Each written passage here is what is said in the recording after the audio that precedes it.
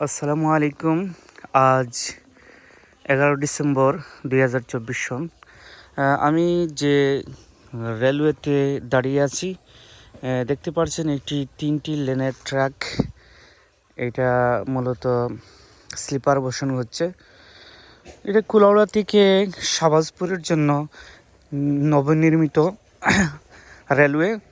নবনির্মিত বললে আসলে ভুল হবে। এটা মূলত ব্রিটিশ শাসন আমলে 1896 সালে এটি আসাম বেঙ্গল রেলওয়ে হিসাবে এই ট্র্যাকটি বসানো হয়েছিল। দীর্ঘ 100 বছর চলার পর 2003 সালের দিকে এটি বন্ধ হয়ে যায় রক্ষণাবেক্ষণ এবং ব্যবস্থাপনার অভাবে।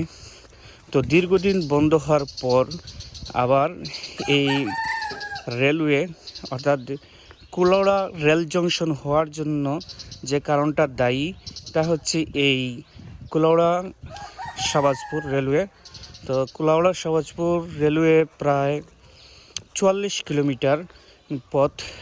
এই 44 কিলোমিটার পথ আবার নতুন করে কার্যক্রম শুরু হয়েছে রেলওয়ে লাইন বসানোর, এবং খুবই শীঘ্রই আমরা খুব তাড়াতাড়ি দেখতে পারবো যে কুলাউড়া শাহবাজপুর রেল চালু হচ্ছে।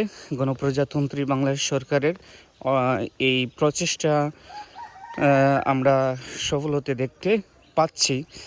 তো আমার মূল কথা হচ্ছে, আপনারা যে রেল লাইনটা দেখছেন এটা মূলত বিশেষ আকর্ষণ হচ্ছে এই অঞ্চলে এই প্রথম 3 লাইনের, অর্থাৎ এই রেল ট্র্যাকের ওপর 3টি লেন রয়েছে। এই 3টি লেনের রেলওয়ে এই প্রথম সিলেটের দিকে চালু হয়েছে। তো আমরা খুব শীঘ্রই দেখতে পারবো যে 3 লেনের এই ট্র্যাকে কীভাবে রেল চলবে, ট্রেন চলবে। আমরা আরও বলছি যে এই যে তুড়জুড় করে কাজ শুরু হয়েছে, এটা মূলত খুবই শঙ্কাজনক অবস্থায় ছিল যখন বাংলাদেশ সরকার অর্থাৎ বিগত সরকারের কলাপস ঘটল, বিদ্রোহের মাধ্যমে তাদের পতন হলো। যেহেতু এই কাজের সাথে অনেকটা ভারতের আর্থিক লেনদেন জড়িত, তাই অনেকেই শঙ্কা করছিল যে আসলে কাজ আর হবে কি না। তার মধ্যে সেতুগুলোর কাজও বন্ধ ছিল, রাস্তার কাজও বন্ধ ছিল দীর্ঘদিন, মূলত বৃষ্টির কারণেই বন্ধ ছিল। কিন্তু অনেকের শঙ্কা ছিল আসলে রাজনৈতিক অস্থিরতার দরুন হয়তো এই আর্থিক সঞ্চালনটা বন্ধ হয়ে গিয়েছিল, যার দরুন কাজ বন্ধ আছে। কিন্তু না, আমাদেরকে হতাশ না করে আবারও কাজ শুরু হয়েছে। আপনারা দেখেন তো স্লিপারগুলো কত বড় করে বসানো হয়েছে এবং অনেক হেভি স্লিপার, এবং 3টি লাইনের। আপনি এই লাইনটা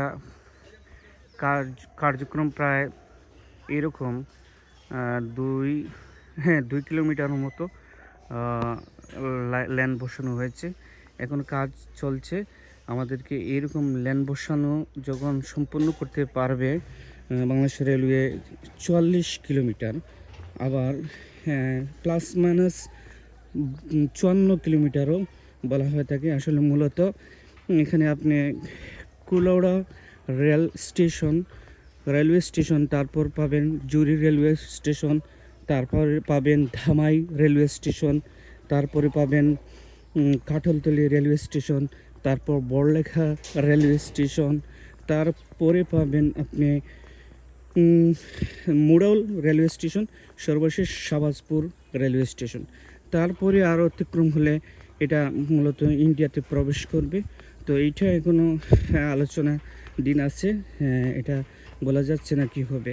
তো আমরা যতদূর পর্যন্ত স্লিপার বসানো হয়েছে তার উপর রেল ট্র্যাকটা বসানো হয়েছে আপনারা দেখতে পেয়েছেন। একটু সামনে গেলেই দেখা যাবে রেল ট্র্যাক বসানোর কাজ মূলত এতটুকু পর্যন্ত হয়েছে।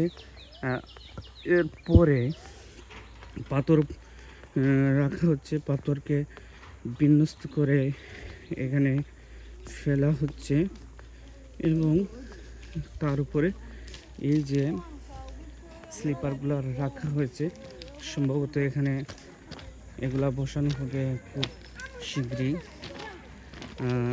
এই যে পাথরগুলো বসানো হচ্ছে, একটু লক্ষণীয় যে স্লিপারগুলো দেখেন কত হেভি এবং খুবই মজবুত এবং খুবই ঘন করে যেগুলোকে বসানো হয়েছে। এই যে কাজ চলছে, এগুলো মূলত ক্রেন দিয়ে, অনেকগুলো ক্রেন একসাথে কাজ করছে। Thank you. পরবর্তীতে আপডেট জানানো হবে এই রাস্তার কি কার্যক্রম হলো, যেহেতু ভিডিও বড় হয়ে যাচ্ছে এজন্য আপাতত এটা রাখি। তো আবারও বলছি, এটা হচ্ছে সিলেট অঞ্চলের বিশেষ আকর্ষণ। কুলাউড়াকে রেল জংশন করার জন্য কুলাউড়া সাবজপুরের রেল ওয়েটা আবারও সক্রিয় হচ্ছে। প্রায় 22 বছর পর এই লাইনটা আবার চালু হবে। এখনও কাজ সম্পন্ন হয়েছে প্রায় 50%, এখনও 50% কাজ রয়েছে, অনেক ভাঙ্গা গোড়ার কাজ আছে। তো যে হারে কাজ হচ্ছে খুব দ্রুত হয়ে যাবে। ধন্যবাদ পিওর, আসসালামু আলাইকুম।